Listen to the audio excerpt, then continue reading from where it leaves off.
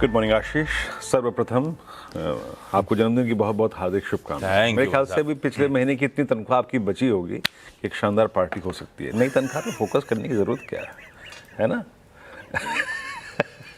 बहुत बहुत शुभकामनाएं। खैर आशीष, आता हूँ आज की रणनीति पर, है ना। देखिए आशीष, पिछला सेशन, अगर आप पिछले सेशन को देखें जहां थोड़े से स्केप्टिकल एनवायरनमेंट में हल्का सा क्रूड के ऑप्टिक्स, हल्की सी रुपए की सॉफ्टनेस, और आप प्रोसीड कर रहे थे छुट्टी की तरफ, है ना।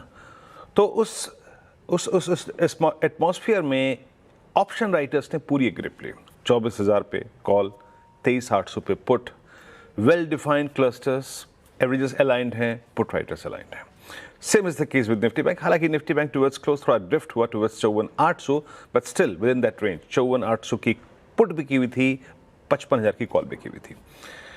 देखिए आशीष, ये बाजार अभी भी ऑप्शन राइटर्स ने ग्रिप कर रखा है। संकेत मिले जुले हैं, समीकरण आपने बताए, एफआईएस की सेलिंग बदस्तूर कायम है, and you have very little scope of manoeuvring. मैं क्यों कह रहा हूं ऐसा, बताता हूं, मैं आपको समझाता हूं। पहले एफआईएस के स्टैट्स को देखते हैं लास्ट सेशन के। On the very first day of the series उन्होंने पहले दिन ही अपना कमाल दिखाया, चाहे वो कैश की सेलिंग हो, कैश में सेलिंग लगभग 1,043 करोड़ रुपए की, 3821 करोड़ रुपए का डीआईएस का बाय था, जो कि स्टॉक स्पेसिफिक थ्रस्ट को जनरेट कर रहा था। अदरवाइज एफआईएस ने निफ्टी बेचा 1,591 करोड़ रुपए का, निफ्टी बैंक बेचा 10,000 कॉन्ट्रैक्ट शॉर्ट, यानी एक बार फिर से उनके शॉर्ट्स कैपिटलाइज होके 1,62 के आसपास आ गए। तो उन्होंने शॉर्ट्स पे कैपिटलाइज किया on the very first day of series. एक और चीज, उनकी तरफ से गंभीर रूप से कॉल शॉर्ट आई है 1,12,000 कॉन्ट्रैक्ट शॉर्ट। हालांकि 1,06,000 कॉन्ट्रैक्ट कॉल भी प्लस है, but still this reflects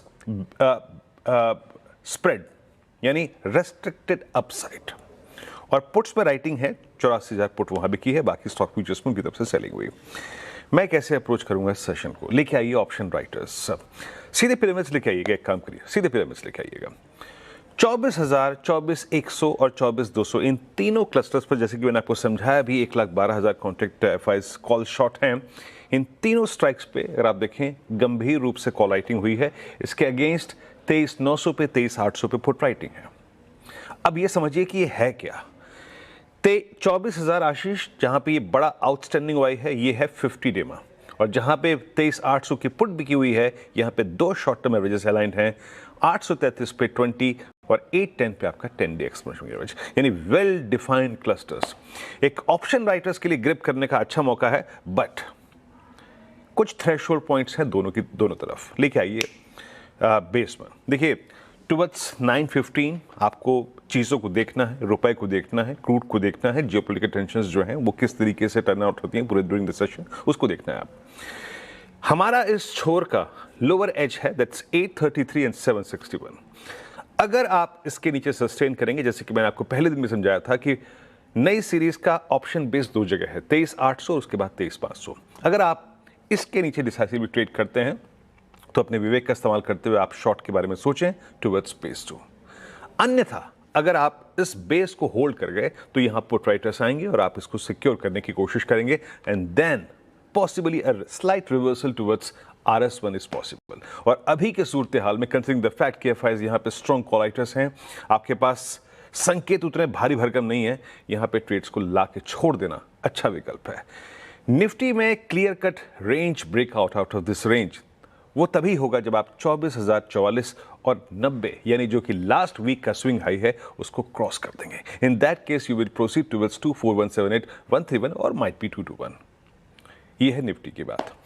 Nifty bank देखिए, अच्छा दूसरी बात, विप्रो, निफ्टी आईटी, इस पर भी नजर रखिएगा। निफ्टी बैंक ज्यादा रिएक्ट करता है क्रूड से, है ना। यहां पर भी सूरत हाल वही है आशीष। जरा देखिए आप 55,000 पे कॉल पुट राइटर्स का अलाइनमेंट, यानी फ्रेंकली स्पीकिंग इस प्रकार के स्टैट्स जब होते हैं, सिंस यहां पे वीकली कॉन्ट्रैक्ट नहीं होता, यहां मंथली कॉन्ट्रैक्ट होता है, प्राइस डेविएट नहीं करना चाहता है दोनों तरफ, न 55,000 से बहुत दूर, न 55,000 से बहुत दूर नीचे, ये इस रेंज बनाना चाहता है। बेस लेके आइए, बेस को समझ लीजिए क्या है। अगर निफ्टी बैंक 55,000 के क्लस्टर को, जिसको 200 पॉइंट के फ्रैक्शन से पहले ही छोड़ चुका है, बेस 1 पर टिके, तब हम एक बाय ट्रेड लेंगे। और बेस 1 क्या है? दैट्स 10-20 डे एक्सपोनेंशियल एवरेज, और साथ ही साथ याद रखिएगा ये एक वीक पुट राइटर्स का क्लस्टर है। बट इसके वायलेशन के बाद मैं फिर कह रहा हूं चीजों पर नजर रखनी पड़ेगी। Then we will open for 54068 जो कि इस मंथली कॉन्ट्रैक्ट का सबसे बड़ा पुट राइटर्स का जोन है। और अगर हमें बेस 1 पे एक अच्छा रिवर्सल ट्रेड मिले तो किसी भी सूरत हाल मिलाकर उसको RS1 पर छोड़ दीजिए। RS1 पे क्या है? आपका 55,000 का कॉल राइटर। RS1 पे क्या है? That 266 is 50-day exponential average, यानी अगर आपको स्ट्रेंथ को प्ले करना है तो आपको उस 55,266 के महत्वपूर्ण ब्रेकआउट का इंतजार करना पड़ेगा।